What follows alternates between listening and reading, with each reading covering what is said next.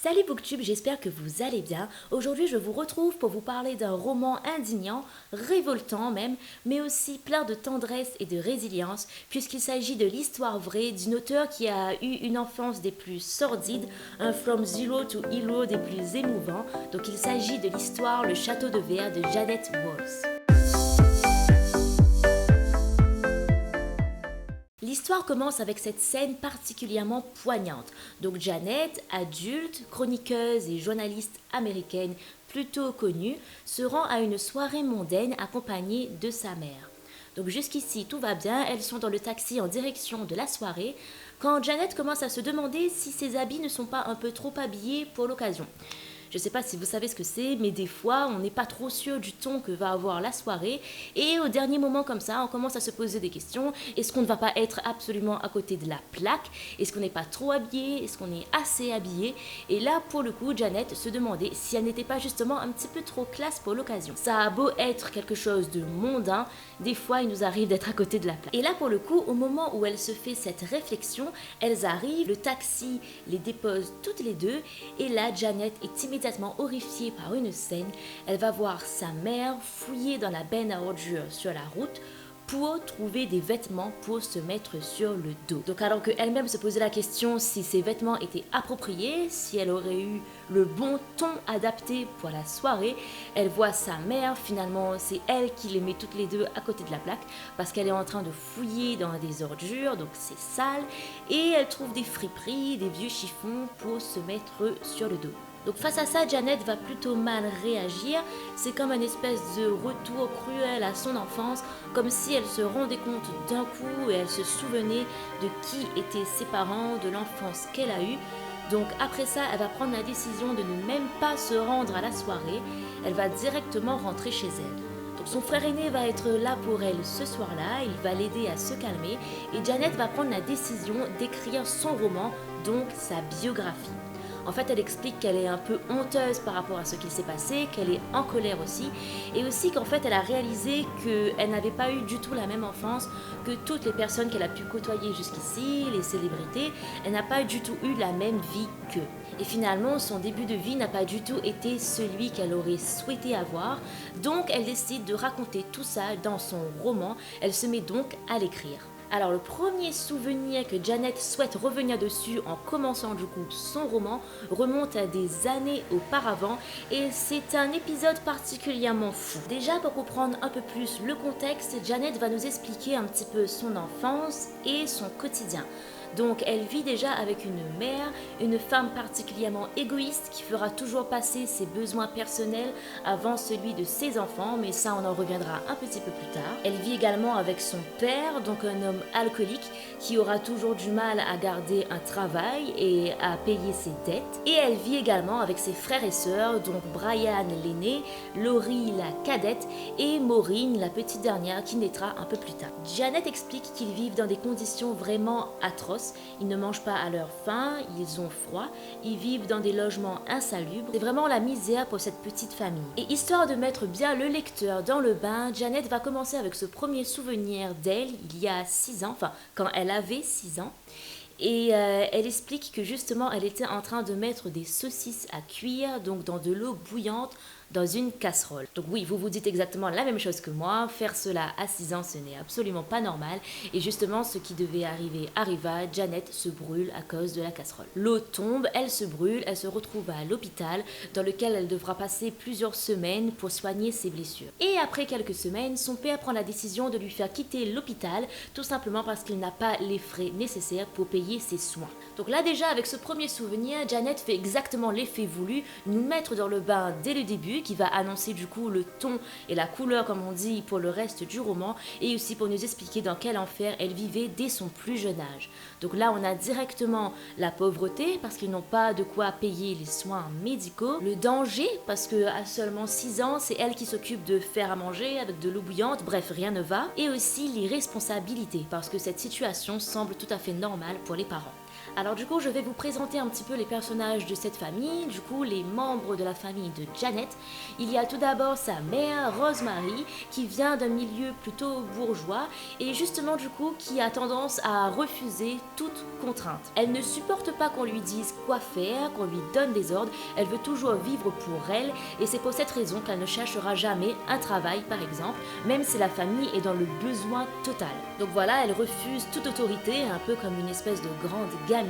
La plupart du temps, elle dort ou alors elle peint des tableaux. Elle se dit artiste, donc en plus de la peinture, elle va aussi beaucoup écrire, mais ses activités resteront toujours la priorité dans sa tête avant même ceux de ses enfants. Elle remplira tout le temps la maison de plein de tableaux, ce sera comme je le disais toujours sa seule priorité, avant même de savoir si ses enfants mangent à leur faim, s'ils ont des soins médicaux nécessaires ou tout simplement s'ils ont un toit confortable. Elle est profondément laxiste, elle dira souvent qu'elle ne comprend pas pourquoi les gens se donnent autant de soucis avec leurs enfants. Pour elle, il est, je cite, bon de souffrir un peu quand on est jeune et elle ne voit vraiment pas pourquoi devoir se gâcher la vie pour des enfants. Elle ne fera pas à manger par exemple, comme on a pu le voir avec l'épisode des saucisses, ce n'est jamais elle qui va s'occuper de ce genre de tâches. Il y a d'ailleurs une phrase d'elle retranscrite dans le roman où elle dit « Pourquoi passer une après-midi à faire un repas qui sera avalé en 1 heure quand de le même temps je peux faire un tableau qui durera toute la vie ?» Donc vous voyez déjà un petit peu le genre de mentalité. Alors heureusement qu'avec une mère aussi égoïste,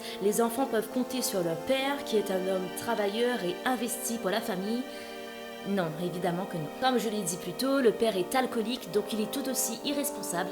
Il n'y en a pas un pour rattraper l'autre en fait. Donc le père, lui, s'appelle Rex. Il vient des montagnes, d'un village boueux et glacial, mais surtout d'une famille d'alcooliques. Il était lui-même alcoolique, il passait son temps à boire et à ne pas être en état tout simplement de s'occuper de ses enfants. Il est paranoïaque, affabulateur, instable. Il perd tout le temps ses boulots et cumule des dettes qu'il ne pourra jamais payer. Et il avait toujours d'ailleurs des ennuis avec la justice à cause de ça. Pourtant, dans le roman, on apprend qu'avant, il était un ancien pilote, plutôt brillant en maths et aussi doué en tant qu'inventeur. Mais l'alcool et les inventions, ça fait pas forcément bon ménage, et Rex avait fini par nourrir une espèce d'obsession sur un projet, donc le projet de sa vie, le projet qui, selon lui, allait changer la vie de ses enfants et de sa femme, celui qui mettra fin à leurs souffrances et à leurs besoins, donc le château de verre. Alors du coup, qu'est-ce que c'est que ce fameux château de verre? Donc Janet raconte que leur père leur parlait tous les jours de ce fameux château qu'il s'apprêtait à construire,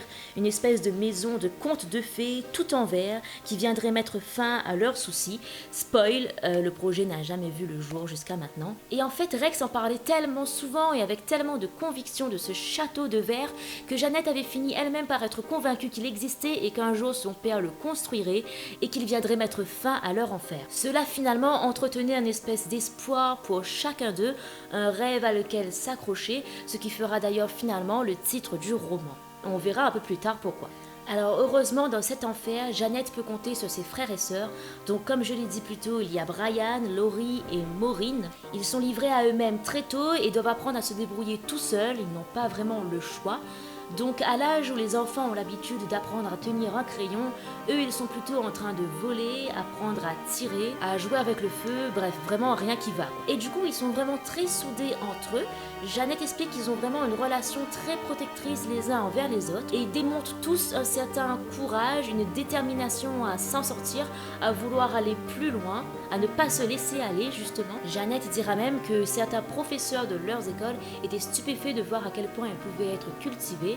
En fait, c'est parce qu'ils passaient beaucoup de temps à lire, en particulier Janet et sa sœur Laurie, et à écrire également. Donc, la famille va vivre pendant très longtemps comme ça, dans une misère pas possible. Dans le roman, on suit un peu la famille durant tout son road trip à travers l'Amérique. Janet explique qu'ils doivent déménager au moins 4 fois par an pour fuir des factures impayées par exemple, ou les délits faits à droite et à gauche par leur père, ou encore au moment où les services sociaux commençaient à s'intéresser un peu trop à eux. Ils vivront dans des véhicules brinque-ballants, dans des routes désertes, dans des cabanes souvent exposées à la faim, au danger, au froid. Le lit des enfants sera des cartons.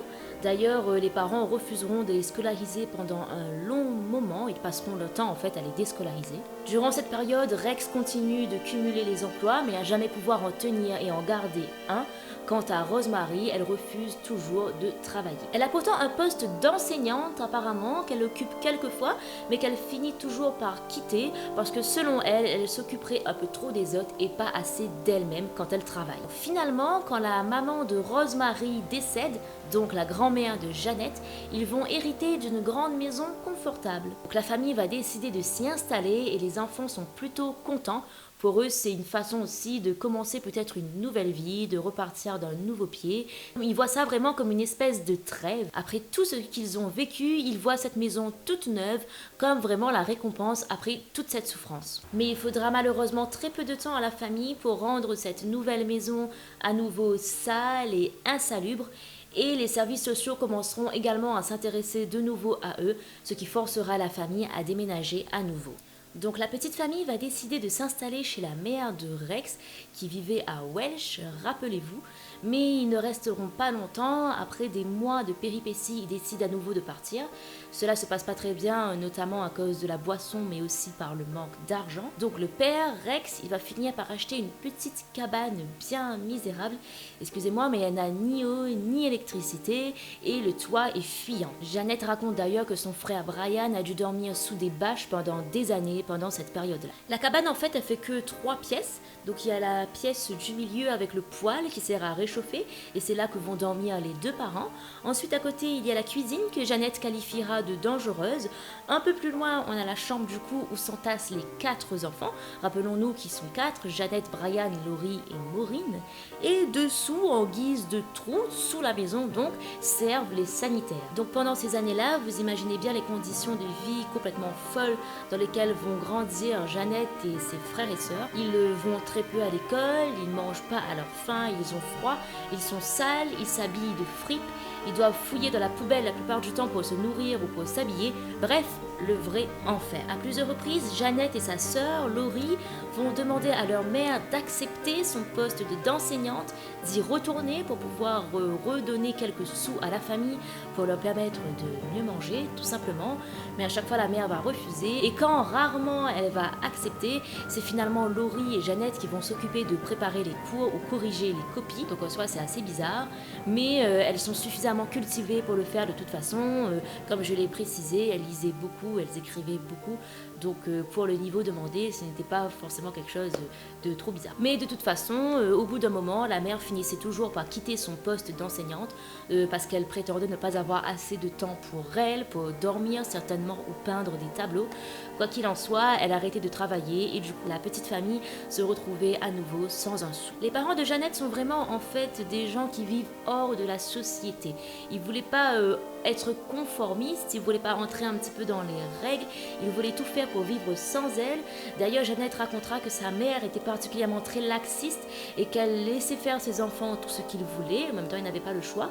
La seule chose qu'elle leur interdisait un peu, c'était justement d'être conformistes. Donc tout ce qui pouvait se rattacher à une société, à une vie normale. Les parents étaient aussi profondément égoïstes, vous l'avez deviné. Par exemple, pendant une période où ils avaient particulièrement faim, les enfants trouveront sous le lit des parents des barres chocolatées que la mère, Rosemary, avait l'habitude de cacher pour son plaisir personnel. Janet expliquera qu'elle fut à moitié étonnée ce jour-là, parce que de toute façon, le moindre sou qu'avait la famille servait toujours à leurs priorités, à leurs besoins personnels, et jamais à subvenir vraiment aux besoins des enfants, à les nourrir, à les vêtir. Donc les années passent et Janet arrive au lycée, et là, à ce moment-là, elle commence à prévoir un plan avec ses frères et sœurs pour envoyer Laurie, la cadette donc, à New York pour poursuivre ses études et aussi avoir un semblant de vie un peu plus normal. Donc Janet et son frère Brian vont travailler pendant un moment, ils vont essayer d'économiser pour pouvoir envoyer du coup Laurie à New York pour faire ses études. Ils mettaient donc toutes leurs économies dans une tirelire, mais c'était sans penser au fait qu'un jour, leur père, en voyant cette tirelire, la cassera tout simplement pour récupérer les sous pour lui, afin de On sait pas, peut-être acheter du verre pour le château de verre. Donc finalement, Jeannette et Brian repartent à zéro, ils recommencent à nouveau à économiser, à mettre des sous de côté. Et cette fois, ils vont décider d'envoyer un enfant chacun à New York, du coup, donc s'enfuir chacun leur tour. Donc c'est Laurie qui partira en premier, un peu plus tard, c'est Jeannette qui la rejoindra. Enfin, Brian les rejoindront accompagnés de Maureen, la petite dernière. Donc là, on est dans le début des années 70, donc ils trouvent facilement du boulot, ils se débrouillent comme ils l'ont toujours eu l'habitude de le faire finalement, et ils parviennent enfin à manger à leur faim, à prendre de vraies douches, à dormir dans un vrai lit.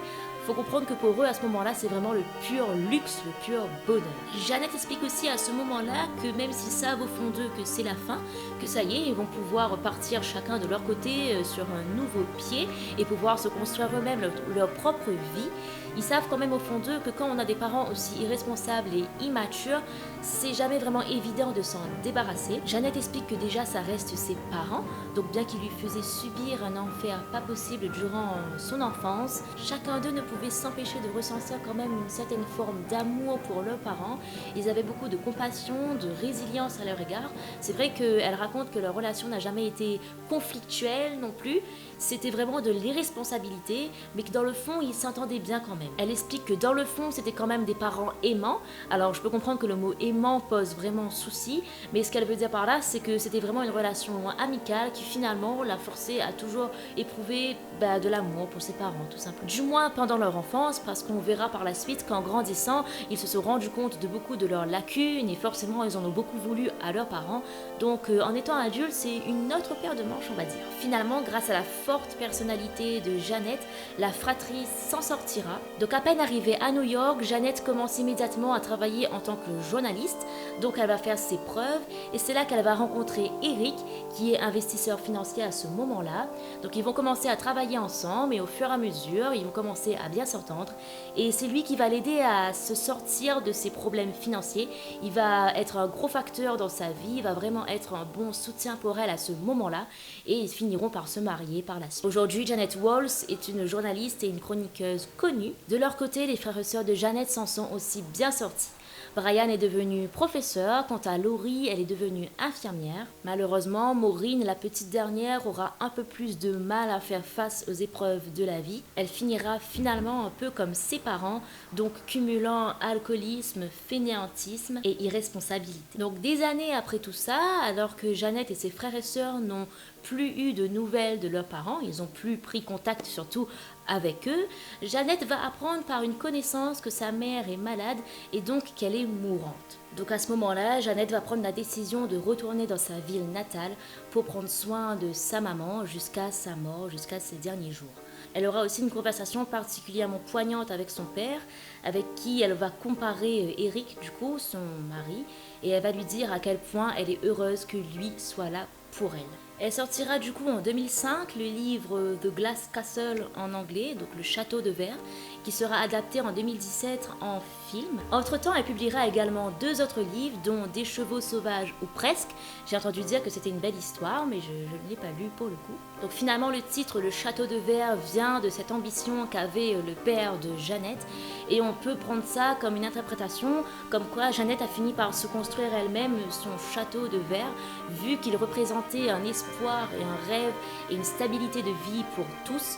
Il aura fallu finalement à tous de quitter le foyer pour créer leur propre château de verre. Donc j'ai trouvé le roman particulièrement émouvant et surtout très sensible. On voit à quel point les enfants ont cette volonté de se battre, cette volonté de sortir d'où ils sont, cette détermination aussi à s'en sortir, et je trouve ça particulièrement touchant. Et il y a aussi cette relation qu'ils ont entre eux et aussi la résilience qu'ils font preuve envers leurs parents, cette capacité à leur pardonner, à les aimer malgré tout. Je trouve ça très touchant. Et aussi, comme c'est une histoire vraie, c'est toujours intéressant de voir par quoi sont passés les autres. Elle peut inspirer d'autres et elle peut leur donner de l'espoir, c'est très important. C'est déjà la fin de cette vidéo, j'espère qu'elle vous a plu. N'hésitez pas à me le faire savoir en commentaire ou en likant cette vidéo. Encore une fois, n'hésitez pas à me rejoindre aussi sur Instagram ou sur TikTok où je partage du contenu littéraire tous les jours. Et moi je vous dis à bientôt pour plus de littérature.